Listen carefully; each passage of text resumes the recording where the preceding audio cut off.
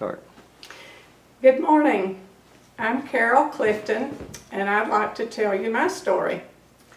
As long as I can remember, I would go to church at Green Spring Presbyterian Church, where my mother played the organ. She was always there on the organ bench for nearly 40 years before they retired and moved to Florida.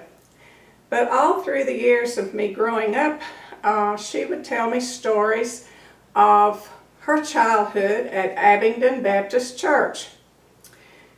She played the piano at 14 here because your piano player left. I never did hear why. I always assumed she probably went off to college.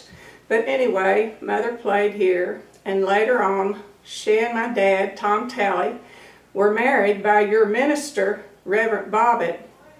They moved out in the Green Spring community, and that's how I ended up there.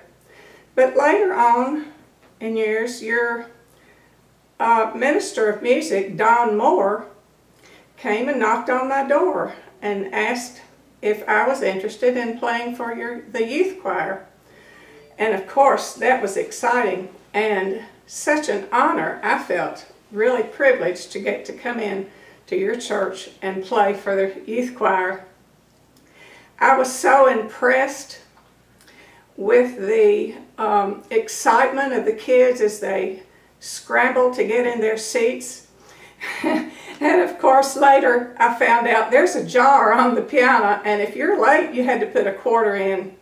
But I found that the loving discipline and strictness and the devotionals and the spiritual growth that these young people got from being in the youth choir was a lifelong, wonderful thing that happened to them and bonded us all together as we sang God's praises all over the place.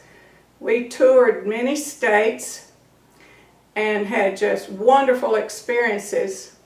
And as the youth choir kids grew in their spiritual growth and grew to adulthood, we never lost that wonderful thing together of being bonded together. Now, as I look back on this was such a special, special time for me because of this, and we just had a little reunion, a sweet gathering, and now those kids are showing me their grandchildren's pictures. That's how much we stayed together. Over the years after I played, the youth choir was carried on, and Rose carried on playing for many directors, and many youth in this church grew in their spiritualness. I will always be thankful and appreciative of the time that I had, and it was really, really special to me.